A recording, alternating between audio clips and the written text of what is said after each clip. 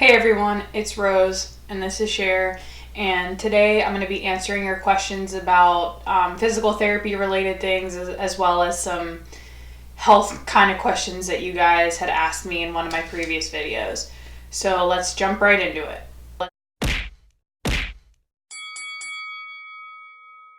Alright, so I have a bunch of questions to go through, and some of them are about exercises. So at the end of the video, I'm going to stick in the exercises that I'm going to be showing you, because it's just going to be easier for that to all go to the end, because I'm going to have someone actually hold a camera and film me doing it. So that'll be at the end of the video, so stick around for that if that's something you're interested in.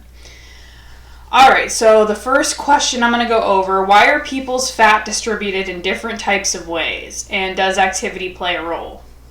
So there are three kinds of body types, and it kind of determines how you're built. The first one is an ectomorphic body type, and that's a slim, lean body type that you're not very muscular. The next one is the mesomorphic body type, which is an athletic, muscular body. You build muscle a lot easier than an ectomorph does. And the last one is an endomorph. So this is like these are the curvier figured people, and they generally store fat easily. And so they can be like softer body types and not have a ton of muscles, or be very toned.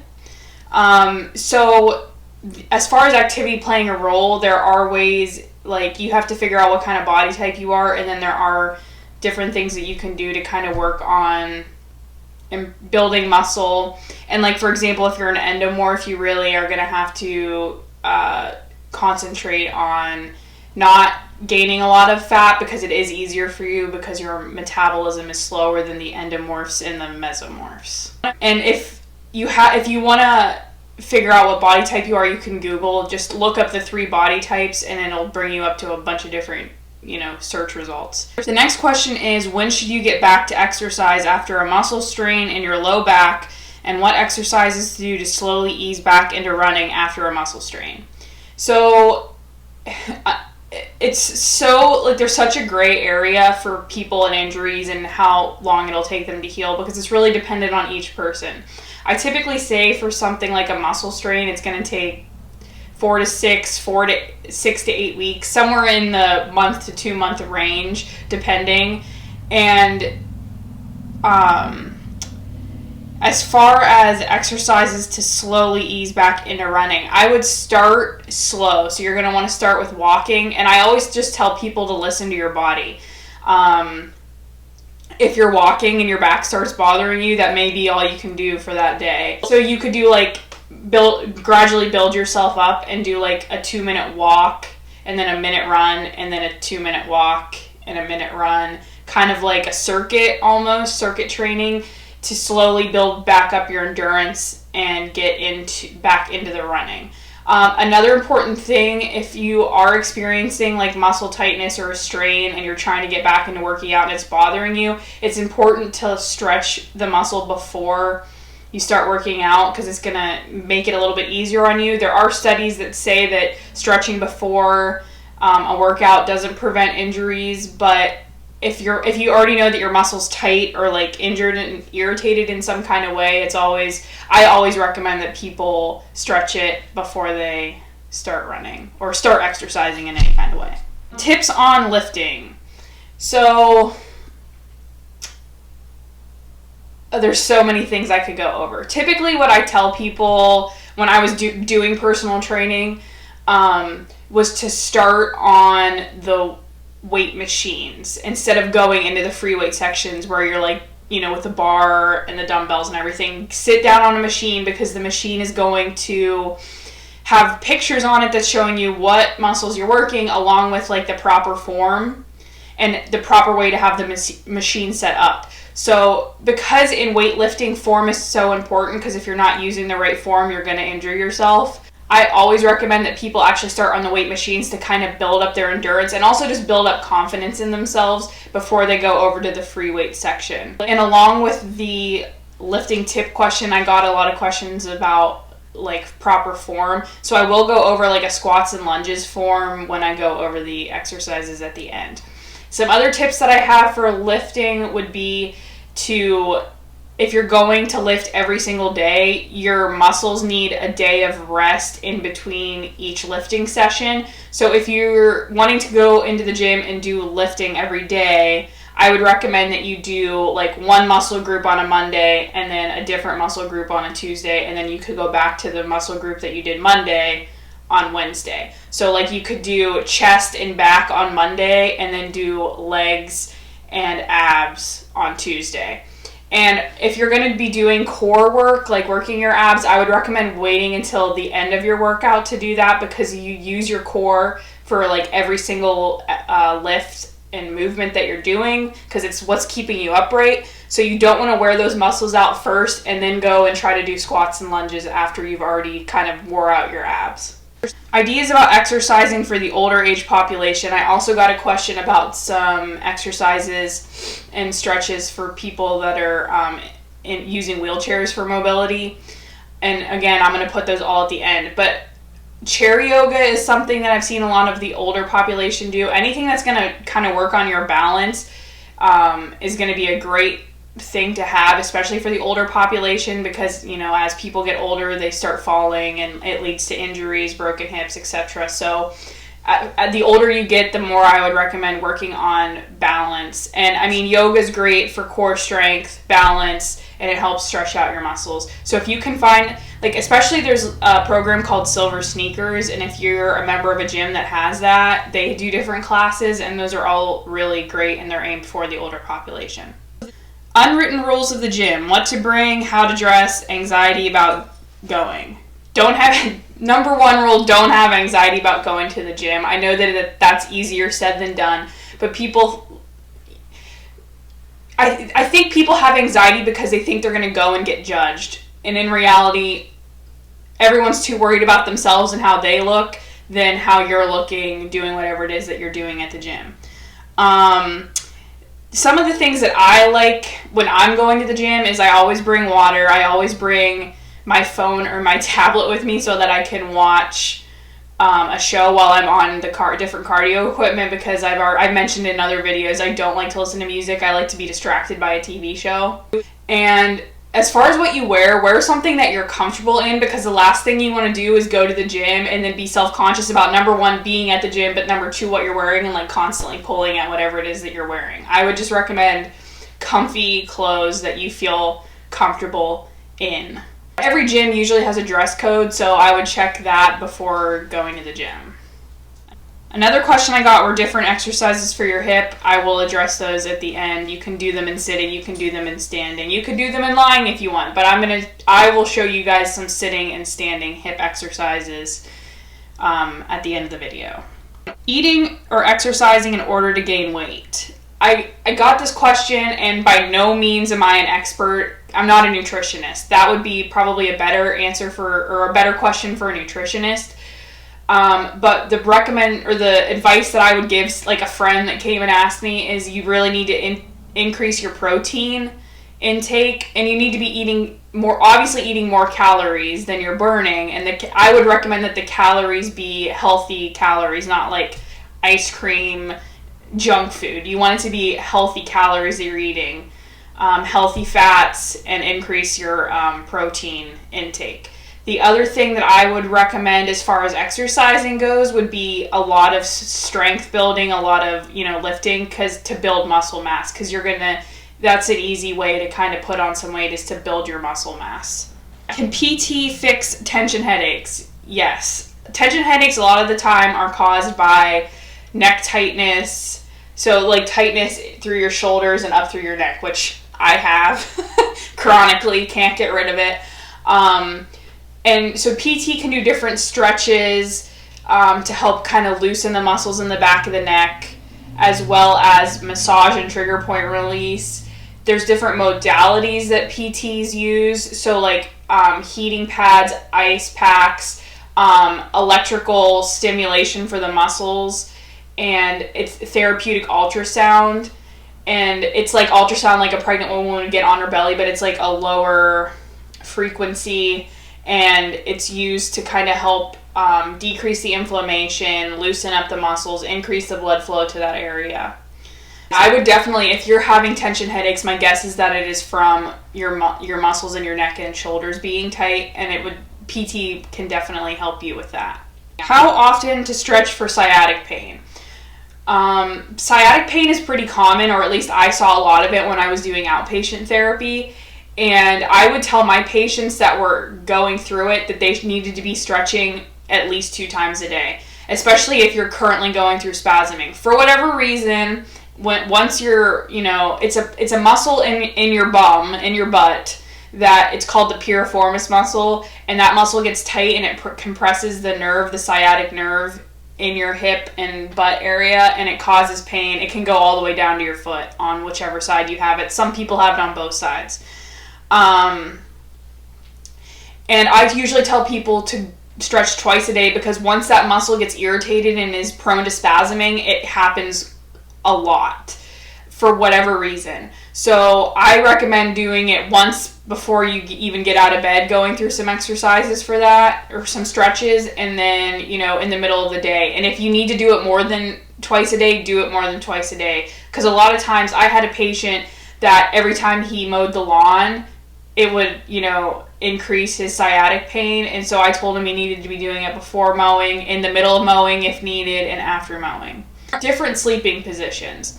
So the most important part when you're sleeping is that you want your spine to be like in a straight line while you're sleeping. So there are different pillows that you can buy that are like memory foam pillows or things like that are specifically made for people's sleeping positions. Like if you're a side sleeper, there's a pillow made that kind of builds up towards your neck so that you're not laying like this, or you're not laying like this. You want your neck to be straight with your hips. There's also ones made for people that are back sleepers, and I used to be a stomach sleeper for the longest time, and I a lot of times didn't sleep at all with a pillow, because if you're a stomach sleeper and you're sleeping with a pillow on your head, it's kind of pushing your head back. So I slept without a pillow because it was more comfortable that way for me. If you are a side sleeper, I would recommend getting a pillow and putting it between your knees, because it helps keep your spine in alignment. Trust me, it'll change your life. It feels great because I'm a side sleeper now, and I never did it, and I was like, I want to try this and see how it feels, and I was like, holy crap, like you can just feel the pressure, come off of your spine from your legs being together and then putting something in between them. Okay, next question. Have I ever seen a patient Amberlin Reed size? I have not. The heaviest patient that I can remember working with was 486 pounds. I've talked about it on other videos. Part of the problem is that I've never worked at a facility that's like a bariatric equipped facility. So someone like who is Amberlin Reed size would need to go to like a specialized hospital that has the proper equipment to support them and give them what they need. Because if they go to a facility that isn't bariatric equipped, they're not going to be getting the best services that they can. The next question, what superfoods do I like and which ones am I over? I really love avocados. I really love sweet potatoes. I don't know if sweet potatoes are considered superfoods or not. But I know avocados are. I really love avocados. And one I'm over is quinoa. Again, I'm not sure if that's considered a superfood, but I just don't like the texture of quinoa. I'm like a texture girl, and I just can't deal with quinoa. Can PT help with vertigo? Yes. All PTs, as far as I know, get trained in school to treat vertigo. And let me try to explain what vertigo is for people that have never experienced it. So we have canals in our ears that are filled with fluid, and in our ear canals there are little crystals that are like sit at the bottom of our ear canal. If those become dislodged, they can float through the fluid, and that can make your brain think that you're, moving around. So if those fluid crystals start, floating around, you start getting really dizzy, really nauseous. You can feel like the room is spinning. And PTs are trained, we can see in your eyes, it's called nystagmus, like where they jump around with certain movements. The test is the Dix-Hallpike maneuver is what we call it, and we lay you back and kind of look at which way your eyes are moving, and we can determine which canal. There's 3 canals in your ear. we can determine which canal the crystals are floating around. And then the treatment, a lot of the times, is an Epley maneuver, which is, again, laying back on your back, turning to a side, and then sitting up. And the goal is to get the crystals to go back to where they belong so that they're not floating around in your ear canals anymore. Hopefully I explained that well enough. If you look up vertigo, like you can look it up on YouTube, like vertigo treatment and things like that, you can actually watch how the treatment is done. I don't do it very often now that I'm not an outpatient anymore, but I have done some of it in the hospital. 3 quick, easy, healthy go-to snacks.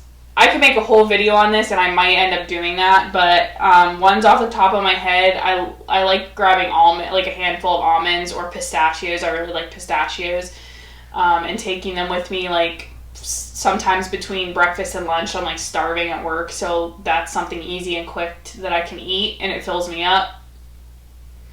Any kind of fruit.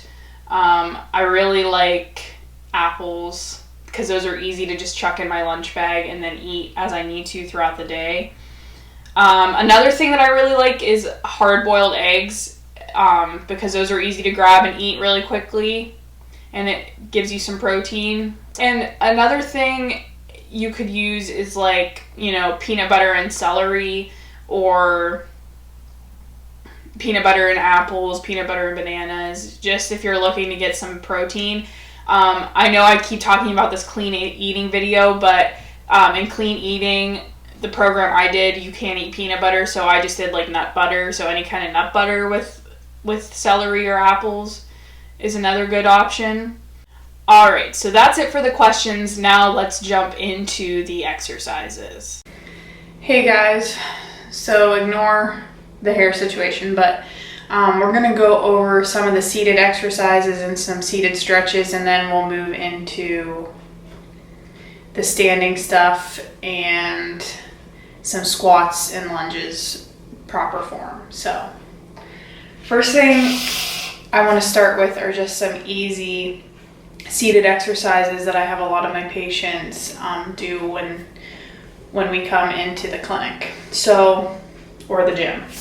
So the first one is just ankle pumps, and typically I'll just have them sit, and you can't see my feet right now, but what they're doing is just pulling the toes up and then pointing them away, but you can do it sitting, so you're like doing toes up, heels up, and I usually have people do 2 or 3 sets of 10 of those. And you can either do like the 2 or 3 sets at a time, or you can run through all the exercises once and then start from the beginning and go over them all again. So that's the first one I typically have people do. The next one are called long arc quads, and it's just working the muscles in the front of your thigh, and you're just kicking the leg up straight and then letting it relax back down. And the important part is you don't want to just let it real fast drop to the floor. You want to slow and controlled up, and then slow and controlled down. And you're going to do 10 on one leg, and then switch and do 10 on the other leg. The next one is seated marches, and this is kind of working on the hip flexor muscles as well as your core if you're sitting up tall and keeping your core engaged. And you're just marching up, 10 on each leg.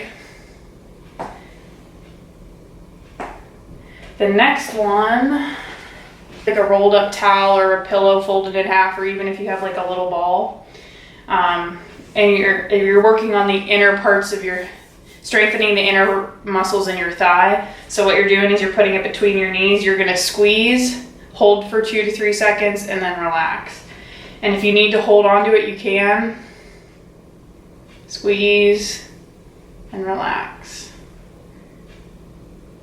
10 times. And it's important that while you're doing these, you're taking breaks as you need to after each exercise if you need to, or after every other exercise, whatever you need to do, take the rest break that you need.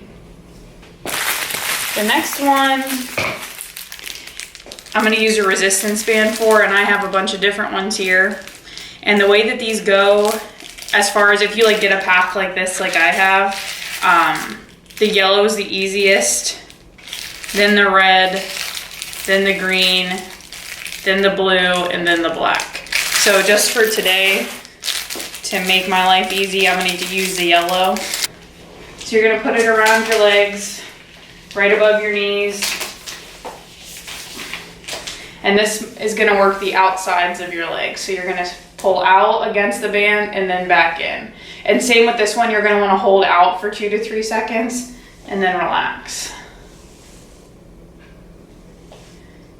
Now, if this is too easy for you, you can always go up in resistance. I usually tell people that you want to feel like you can't do another one after the 3 sets of 10. So you want it to be hard enough that you feel like you can't possibly do any other ones of these.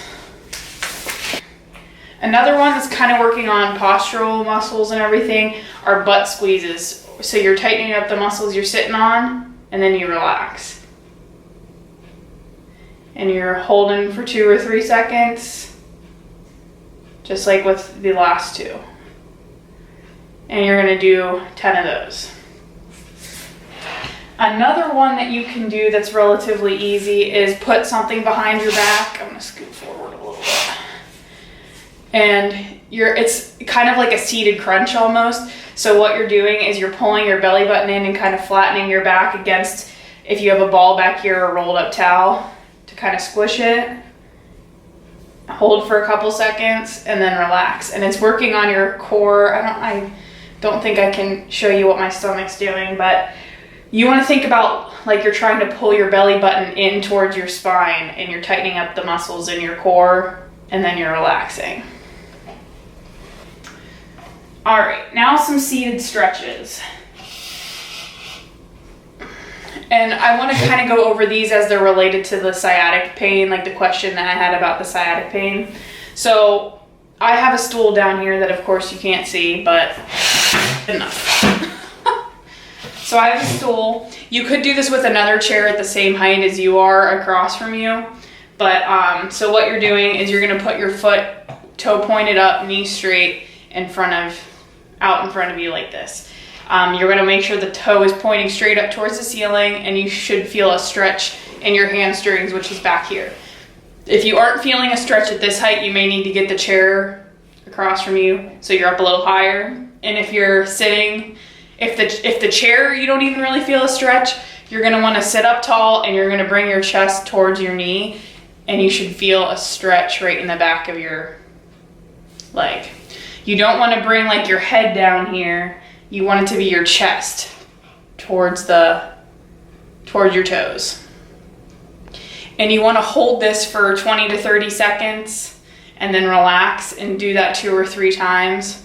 You don't want to do like a bouncing thing. That's not good for you. You want to make sure that it's a prolonged stretch. And then the next one, sitting in the chair, is going to stretch the piriformis muscle, which is the muscle that is usually the problem when you have sciatic pain. Is the muscle that's tight and impinging on that sciatic nerve.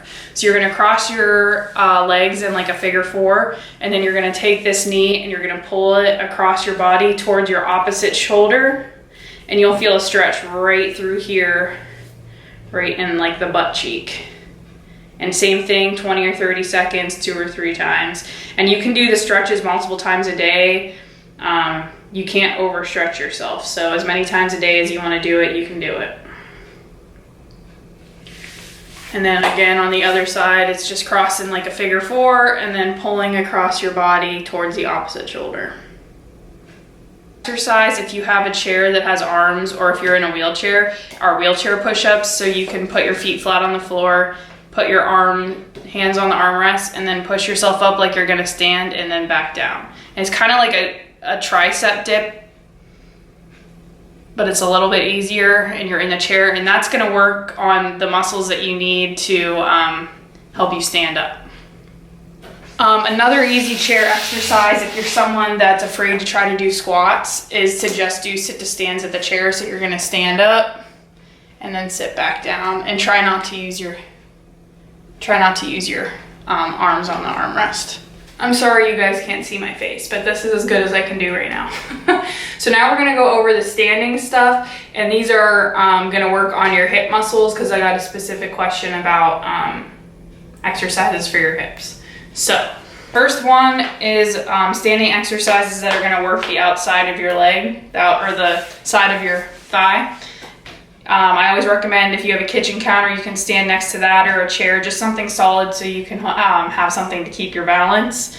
And you're gonna keep your leg and your toe pointed straight ahead, and you're kicking out to the side and then back down. And you wanna stay standing up as tall as you can the whole time. You don't wanna bend over like this, like while you're doing it, because then you're not really working anything. Your trunk is staying upright, and you're kicking out to the side.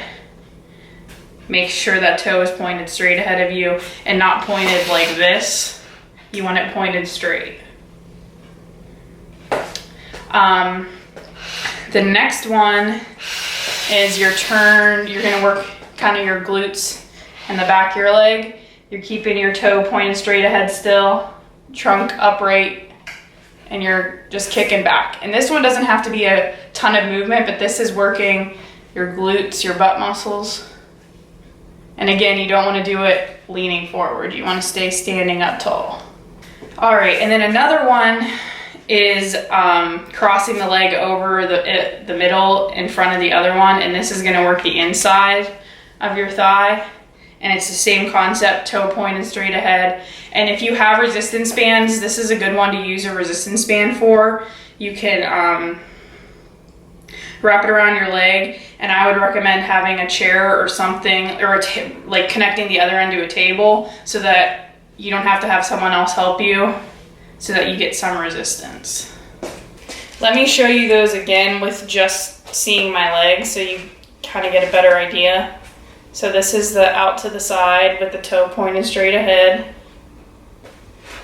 This is the one where you're kicking straight back. And this is the one where you're crossing over the front. And I want to show you that one with a resistance band. So you're going to wrap a resistance band around the table leg or a chair leg.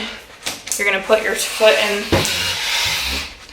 in it, and then you're crossing over the front. And this chair isn't sturdy enough to not really move while I'm doing this, but okay. Some other things that you guys could do in standing while you're trying to work on your balance would be, you can stand with your legs, your feet close together. And if this is hard enough, great. And try to hold it for like 20 or 30 seconds. But you can also close your eyes, because that challenges your balance a little bit more. If those are too easy for you, then you can switch to just single leg standing and hold that for 20 or 30 seconds. And again, to challenge yourself more, you can close your eyes. And I'm closing my eyes and it's already throwing me off balance a little bit. And then you can switch legs. And those are just some easy exercises. Again, make sure you're standing close to a chair or a counter so that if you lose your balance, you have something to catch yourself on. All right, and then the last thing I said I was gonna show you guys were squats and lunges. And I think I'm gonna keep you at this angle because you're gonna be able to see the important part, which are my legs. So when doing squats and lunges, the important thing that you want to remember is you don't want your knees to go over your toes. So when you're doing a squat, you don't want it to look like this.